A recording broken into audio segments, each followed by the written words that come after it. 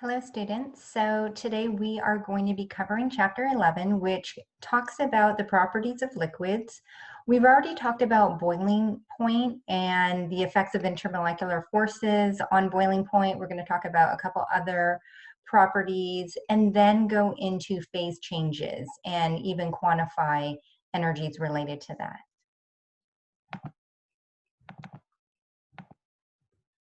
Okay, so the other effects that we're going to talk about are effects on surface tension, viscosity, and capillarity. So surface tension, you may have seen that before, maybe at a pond where you've seen water striders just sitting on the surface of the water, looking like they can walk on water or just sit there. How is that happening? Look here at this water strider. You can see it has its legs here and kind of impressions on the water. The reason why this can happen and the water strider doesn't just sink down is because, number one, the legs have some sort of hydrophobicity, meaning there's a water hating component, more non-polar polarity to the feet, but also because the water itself is polar and kind of pulling down on itself. So at the surface of the water molecules, because they are polar and want a hydrogen bond to each other, they're going to pull down towards each other versus the air, which is more non-polar. So you also see this here with this Olympic swimmer, Tyler Clary. You could see this surface tension here with the water. Another effect of intermolecular forces on liquids is viscosity. So you guys, just by experience, have seen that water is less viscous than honey. So honey is a little bit slower to pour, a little bit thicker, so we call that higher viscosity. What is the reason for that? It actually has to do with hydrogen bonding. So basically, water can have hydrogen bonding because it has the OH bonds in the water molecule, but the main sugars that comprise honey are glucose and fructose. And I show the structures here, and you can see there are a lot more OH groups, which we call hydroxyl groups, but there's more hydrogen bonding available throughout this molecule. So they're going to be interacting more, not quite so much that they become a solid, but something in between. And you may have also seen that sometimes, depending on the temperature, you can see a bottle of honey crystallize out into a solid form. The last effect is capillarity. So think back to your chemistry labs. How does your lab professor tell you to read the level of a graduated cylinder? They tell you to read at eye level the bottom of the meniscus. So we know that there is this meniscus, this curved part, but have you ever asked the question, why is it curved? It looks like the water is just kind of pulling up, reaching up the sides of the glass. So the glass tube is similar polarity to water. The glass is polar, the water is polar, so it's drawn up the sides. That's why you get that sort of effect. If you contrast that with mercury in a test tube, for example, you see a reverse. This is called convex, and you see a kind of a reverse meniscus. The reason is mercury itself is nonpolar, and it's not drawn up the sides. So you see that difference there. And it kind of wants to pull down itself on itself versus the sides. Okay, our next section here is phase changes. So you guys are familiar with this.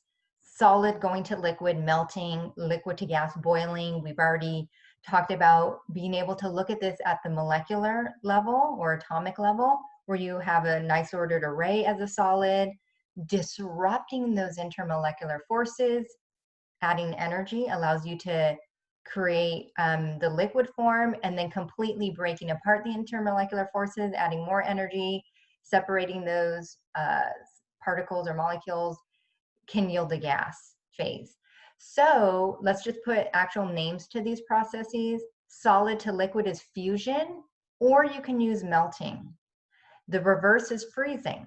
So some of these are going to be intuitive to you. Liquid to gas is vaporization. The reverse, gas to liquid, is condensation. There are two I didn't put here. Solid to gas, that can occur. That's sublimation. And gas to solid is like depositing something. It's called deposition. There are energies to this process. Anytime you go from solid to liquid to gas, that's endothermic. Solid to liquid requires a certain energy, the heat of fusion. So that also depends on the amount. For example, if I wanted to melt a cup of ice, that will take less energy than a whole bucket of ice. Going from liquid to gas will require an energy related to the heat of vaporization. And we actually multiply it by its amount, for example, moles. Okay, so I just summarized that all here. The endothermic processes are shown here: fusion, vaporization, sublimation, and these are the energies associated with the fusion or vaporization. The exothermic process, where you remove heat, go from a liquid to solid, for example, freezing, would be minus heat of fusion. Okay, it's the same number, but the negative sign. So let's just visually look at this. What I'm going to do is show what's called a heating curve for water. So you have a solid ice form for water here. It can go through a phase where it's solid ice and liquid water. So you see that if you have an ice cube, it melts. It's not like it 100% goes from an ice cube and then the ice disappears and you get pure water. No, there's this in-between phase when you're adding the heat of fusion and you're going between liquid and solid. So then you go to the liquid, and then you could go from a liquid to gas, right? You boil a pot of water, it doesn't just all completely vaporize to gas. There's an in-between, some liquid and some gas, until it's all gas. That liquid to gas phase, to break up those intermolecular forces, requires the heat of vaporization. So the curve looks like this. In a single phase, you increase the temperature. An ice cube can be below the freezing point of water of 0, and it could be, say, anything below that. It could be minus 40, for example. So within a certain phase, like the ice cube, say it started out at minus 40, I'm going to heat it up to its melting point, which is the same as the freezing point. Then I'm going to add heat to melt the ice. But just to let you know, this is all at the same temperature of 0 degrees. When you have a cup of ice water, those are all in equilibrium at that same 0 degrees temperature, 0 degrees C temperature.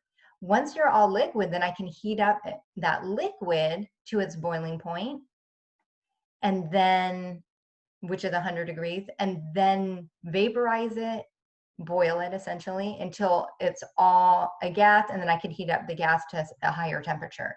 So gases can reach a higher temperature. That's why steam burns are worse than a burn from a hot liquid.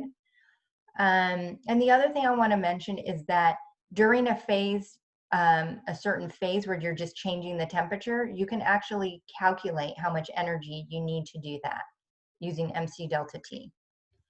So with a temperature change within a phase, like heating a cup of liquid water, you use Q equals MC delta T if you want to calculate the heat transfer. If you're going from one phase to another, solid to liquid, that's all about breaking intermolecular forces. So that depends on the heat of the phase change, for example, heat of fusion, if you're melting something, or heat of vaporization, if you're boiling something, and how much of the stuff you have. So we multiply by moles. Usually delta H is given in, say, joules or kilojoules per mole, so you would use moles. If for some reason it was given per grams, then you would use grams. Let's just practice this. So what I'm going to show you here is just water at 45.1 degrees C. And just look at the picture. Can you tell me, based on the picture and the temperature, what physical state it's in, solid, liquid, or gas? You should have come up with a liquid. The freezing point is 0 degrees, the boiling point is 100, and it looks like a liquid. A solid would be really stacked evenly. And then we're going to go to a gas. The molecules, this is actually water, are all separated out and bouncing around like balls in a container, like a gas, and the temperature is above its boiling point.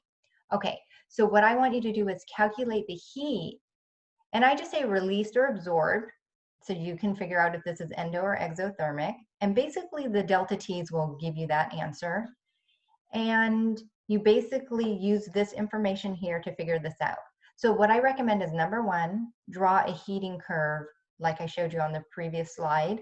Number two, calculate each Q for each stage. For example, if you're starting out at a liquid and you're heating up to 100 degrees, your Q equals MCAT, and plug in the right variables for that. So I recommend taking a stab at this first, pause it, try to work this problem yourself, and then I'm going to go over it. Okay, so this is our problem, just restated. Here's my heating curve. And here I start out, temperatures on the y-axis. I start out at 45.1 degrees C, and I am in a liquid phase, so I increase the temperature to the boiling point 100 degrees. Then I'm in a liquid gas phase, using the heat of vaporization to go to a gas, separate those intermolecular forces, mainly hydrogen bonding. And then once I finish that, then I'm going to heat up to 109 degrees C. So now I'm in a gas phase. So there are 3 stages. There's a Q for each of these. The ones where you have the temperature change, use Q equals MCAT. And just to let you know, that's MC delta T, and there is a different specific heat if you're a liquid or a gas. So you'll use C liquid here, C gas here. Because depending on whether you're a liquid or gas, it does take a different amount of energy to raise the temperature a certain amount, 1 gram of a substance, 1 degree. That's what specific heat is. In the center phase, just breaking the intermolecular forces, it's the amount times the heat of vaporization. And since I'm heating something, this will be a positive number. This is per mole, so I'm going to use moles times heat of vaporization. So I just wrote out and plugged in for Q1, 2, and 3, 1, 2, 3, and then I'm going to just add them up at the end. So MC delta T, let's just go over Q1. Mass is 95.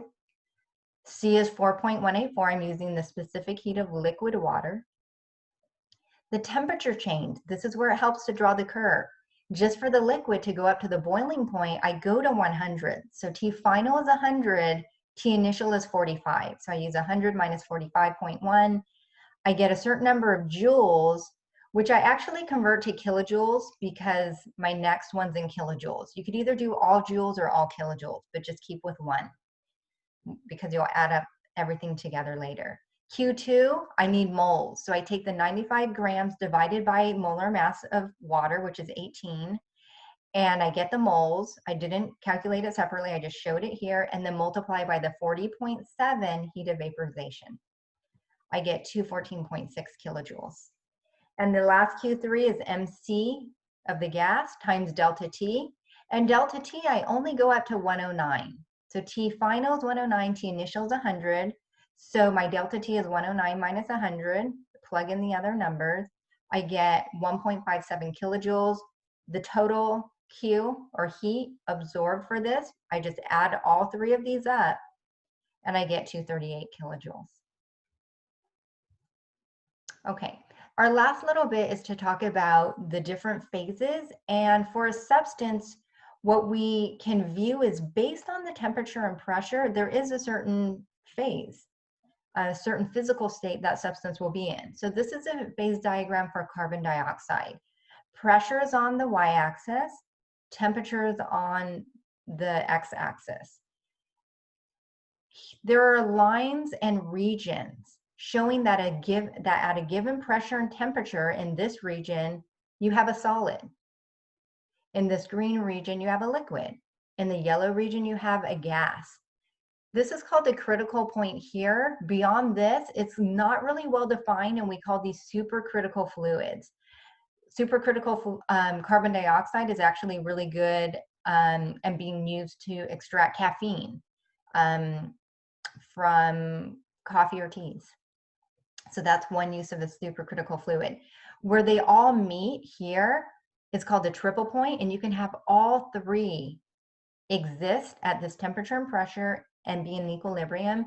Anywhere along one of these lines is an equilibrium mixture of both. So if I'm here at the specific pressure and temperature down here, I can be a solid and a liquid. These can coexist. Okay, so one way to remember this, and this might be funny, but you could think of these lines here as a butt, like a booty, a butt, your rear end. And this is where the solids and liquids are stored. This is where the gas comes out. And the triple point, the TP, is where the toilet paper goes. Okay, I'm just gonna leave that there. So let's just practice, and let me just show you how this works. What is the physical state of carbon dioxide at 0.9 atm and 31 degrees C? So let's go back to the slide. 0.9 atm, here's 1 atm of pressure. 0.9 atm is somewhere below here, but 31 degrees C, if I go across, so it's just basically looking at a plot. Pick your X and Y axis and go across and go to that point. And here we're in the yellow zone. CO2 is a gas. Let's do the next one. Name the process. So I mean fusion, vaporization, etc.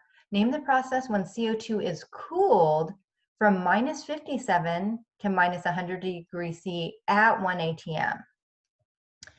Oops. So let's look at 1 atmosphere here. I'm going to go across. This is -78. So somewhere out here is -57. So I'm in the yellow gas phase, but then I cool it to -100, somewhere over here in the blue phase, to solid. So I go from a gas to solid. That's the one where the gas deposits into solid, so we call that deposition. If you were doing the opposite, solid to gas, then that would have been sublimation. If you're going from somewhere here in the blue to the green, that's a solid to liquid, so that's fusion or melting. Okay, that is all I wanted to talk about in this video. So we will discuss equilibrium the next time.